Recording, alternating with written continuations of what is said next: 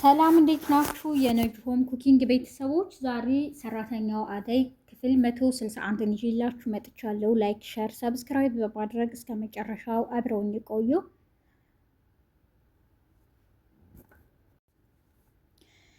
ለሊ ሆስፒታል ስለነበረች ዶክተሩን መጠየቅ ይፈልጋሉ። ምንድን ነው የዚህን ያክል በሽታዋን እንዳትናገር ያደረገ? እሷስ ለምንድን ነው የደበቀችው? እያሉ ለምለምና ባቡሬና አደይ ተጨንቀዋል። እሷም በጣም ግራ ገብቷታል።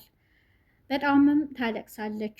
አደይ ስለደነገጠች ትጠይቃታለች። ምንም ልትነግራት ፈቃደኛ ስላልሆነች ችግር የለውም እኔ ዶክተሩን እጠይቀዋለሁ በማለት አደይ ወደ ዶክተሩ አምርታለች። ባቡሬም ለምንድን ነው የምታለቅሽው? ምን ሆነሽ ነው? ለምንድን ነው የከፋሽ? እያለ ለሊን ይጠይቃታል። እሷም ትላለች ዶክተሩ ከዚህ በፊት መድኃኒት ተከታታይ ብሎ ሰጥቶኝ ነበር።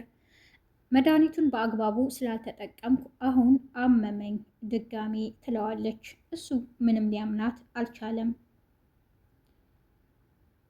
የሆነ የተደበቀ ነገር እንዳለ ይሰማኛል በማለት ቤቱን ለመፈተሽ ያስባል።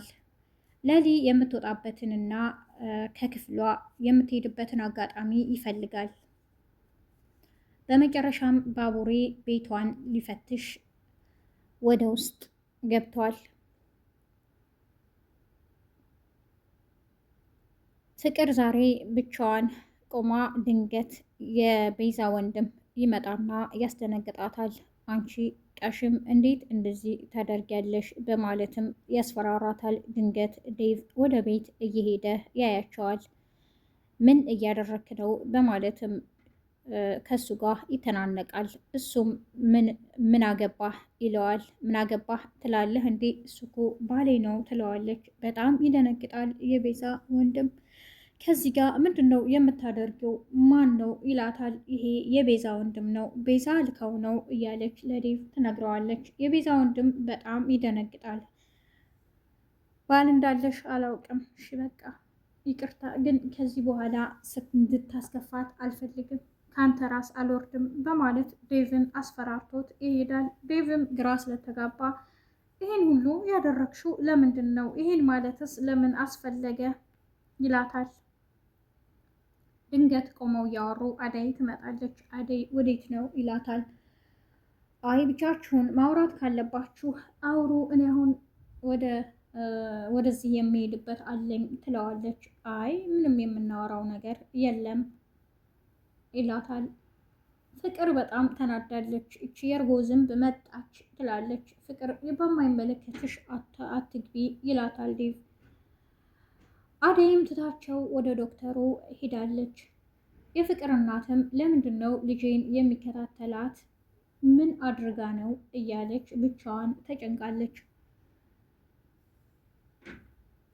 ቤዛም ያከራየችውን ቤት ጸባይዋን አሳምራ አለሳልሳ ስላላወቀቻት ራሄል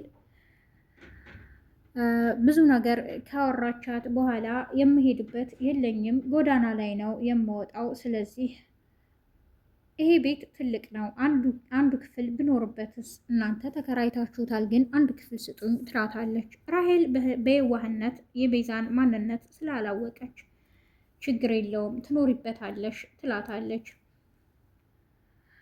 ፍቅር እሳት ጎርሳ ወደነ ቤዛ ቤት ትመጣለች። ቤዛን ታንቃታለች። ራሄል ትደነግጣለች። ማናት ደግሞ ከውጭ መታ ድንገት ሰው ቤት ዘው ብላ ገብታ ሰው የምታንቅ ትላለች።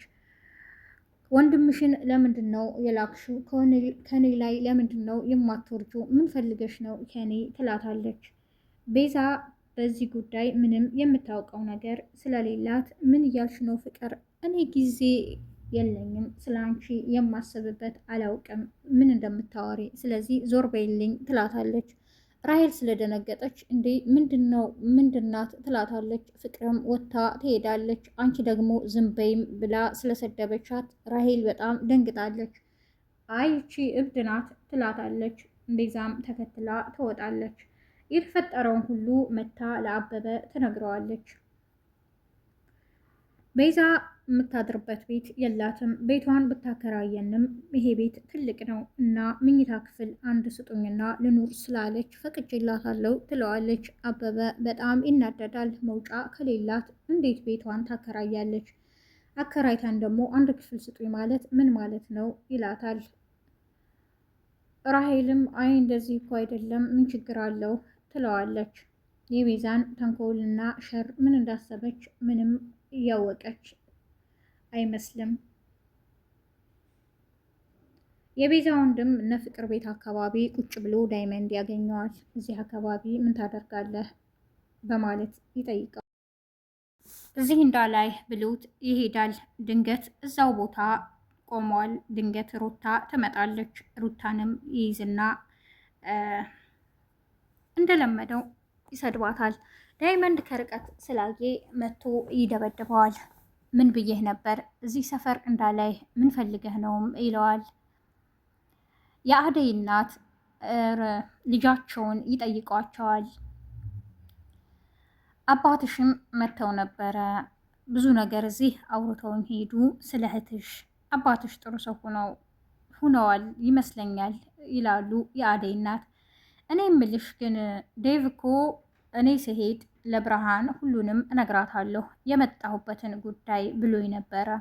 ምን ጉዳይ ይዞ ነው የመጣው ነገረሽ ወይ ትላታለች። ብርሃን በጣም ትደነግጣለች። እማዬ ተቻኩለው ስለነበረ እኔ ምንም የነገረኝ ነገር የለም ምን አለሽ ደግሞ ትላታለች።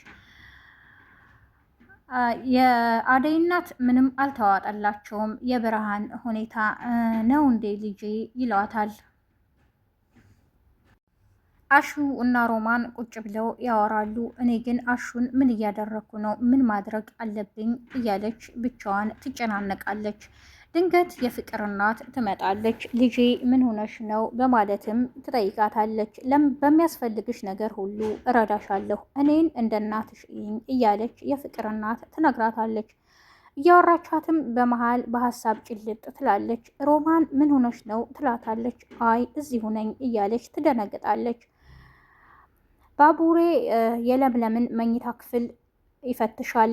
ድንገት ሁሉንም ከፋፍተው በመጨረሻ የሕክምና መረጃዋን ያገኘዋል። እሱን ከፍቶ ሊያነብ ሲል ለምለም መታበታለች። በጣም ደንግጦ ወረቀቱን ወደ መሬት ጥሎታል። የዛሬው ክፍል እዚህ ጋር ነበር ያለቀው። በቀጣይ ክፍል እስከምንገናኝ ነጁ ሆም ኩኪንግን ላይክ፣ ሸር፣ ሰብስክራይብ በማድረግ አብራችሁ ስለቆያችሁ አመሰግናለሁ። መልካም ቀን ባይ